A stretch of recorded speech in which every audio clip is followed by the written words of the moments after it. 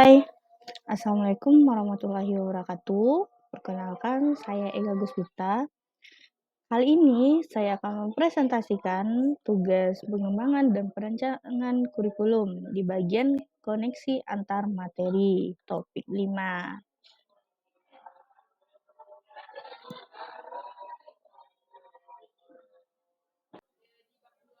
Nah, pada bagian ini kita tugasnya adalah merangkum hasil presentasi dari kelompok-kelompok lain terkait dengan komparasi pengimplementasian pembelajaran dengan literatur dari studi kasus.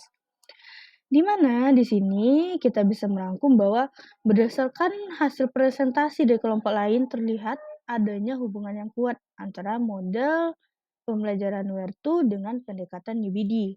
Nah, dalam meningkatkan mutu pembelajaran, model WER2 yang dikembangkan oleh Huygens berfungsi sebagai panduan dalam merancang pembelajaran yang menarik serta berfokus pada pengalaman yang mendalam bagi peserta didik.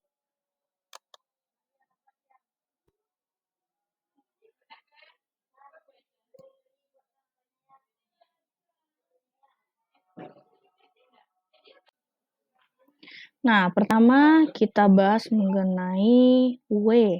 Di mana W, where is it going and why?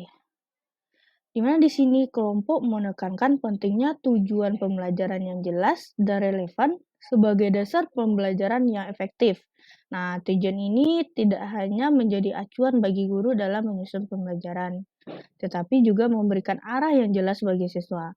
Baik dalam pendekatan WER2 maupun UBD, proses pembelajaran diawali dengan perumusan tujuan yang terukur dan jelas, yang menjadi dasar dalam menyusun seluruh rangkaian kegiatan belajar.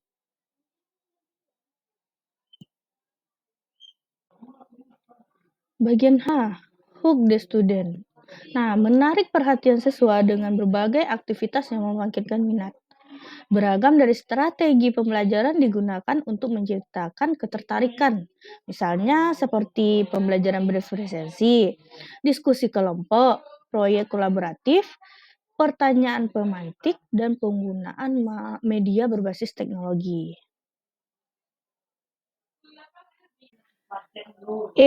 Explore Equip Experience, di mana memberikan pengalaman belajar yang berbasis eksplorasi. Siswa dilibatkan dalam kegiatan seperti LKPD, proyek, dan diskusi yang mendalam untuk menemukan konsep secara mandiri dan menghubungkannya dengan situasi nyata dalam kehidupan mereka.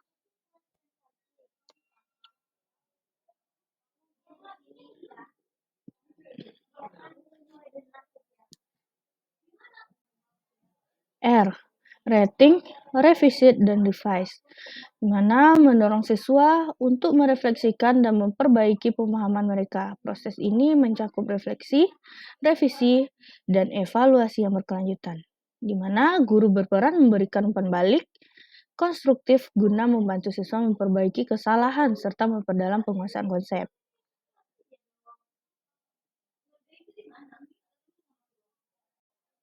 E. Exhibit and evaluasi. Nah, di sini memfasilitasi evaluasi pemahaman melalui asesmen berbasis kinerja. Dalam komponen ini, asesmen menjadi bagian penting dalam proses belajar untuk memantau perkembangan siswa dan memberikan umpan balik yang informatif. Nah, asesmen formatif dilakukan secara berkala untuk mengetahui sejauh mana Tailor to student. Menyesuaikan proses pembelajaran dengan karakteristik siswa secara individual. Guru perlu memperhatikan kemampuan gaya belajar, minat, serta latar belakang siswa untuk menciptakan suasana belajar yang adil dan inklusif.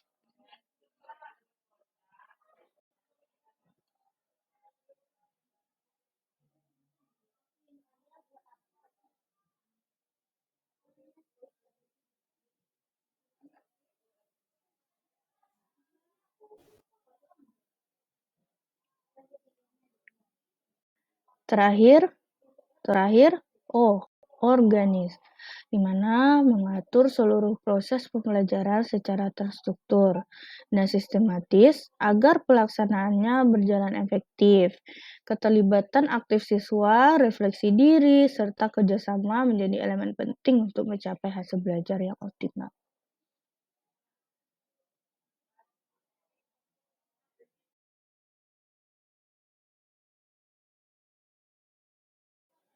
Sekarang kita membahas tentang perbandingan dan integrasi antara model Where2 dan pendekatan UBD dalam penilaian desain kurikulum. Yang pertama kita membahas dulu nih, apa sih kesamaannya. Nah, keduanya itu mengandalkan prinsip backward design, di mana dalam merancang proses pembelajarannya, sama-sama menitik beratkan pada pencapaian pemahaman yang mendalam oleh peserta didik. Nah, jadi bukan hanya sekedar menghafal informasi, namun juga menyertakan asesmen berbasis kinerja sebagai sarana untuk mengevaluasi tingkat pemahaman siswa secara autentik. Lalu yang kedua, kita bahas tentang perbedaannya. Apa sih perbedaannya? Nah, di model Where2 ini lebih bersifat aplikatif dan mudah diterapkan langsung dalam kegiatan pembelajaran di kelas. Sementara pendekatan UBD lebih komprehensif karena mencakup perencanaan kurikulum secara keseluruhan. Nah, UBD ini menempatkan asesmen formatif sebagai proses yang berlangsung terus-menerus sepanjang pembelajaran, sedangkan Where2 lebih menekankan pada langkah-langkah praktis pembelajaran. Oke, selanjutnya bagaimana sih contoh penerapan konsep Where2 dalam pembelajaran ekonomi? Nah, sebelumnya saya mengambil materi inflasi. Kita bisa menerapkannya di mata pelajaran ekonomi, contohnya di materi inflasi. Nah, pada saat pemberian materi inflasi, kita harus mengaitkannya dengan kehidupan sehari-hari. Inflasi itu berkaitan dengan kenaikan harga secara terus-menerus. Nah, apa sih yang mendekati dengan kehidupan sehari-hari mereka? Misalnya, contohnya itu beras. Beras adalah makanan pokok dari setiap orang, terutama di Indonesia. Jadi, apakah ada kenaikan harga beras yang pernah mereka temui, yang pernah mereka dengar?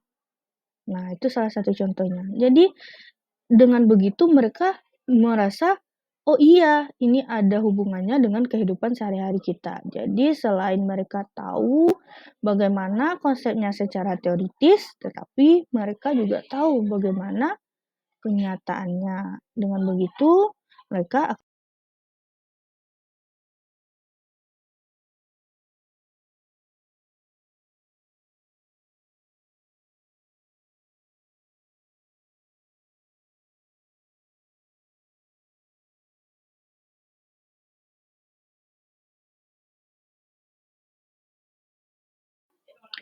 Nah, sudah tiba kita di penghujung materi di mana kesimpulan yang bisa kita ambil di sini adalah integrasi model Where2 dan UBD itu dalam pembelajaran terbukti mampu meningkatkan pemahaman dan keterlibatan siswa.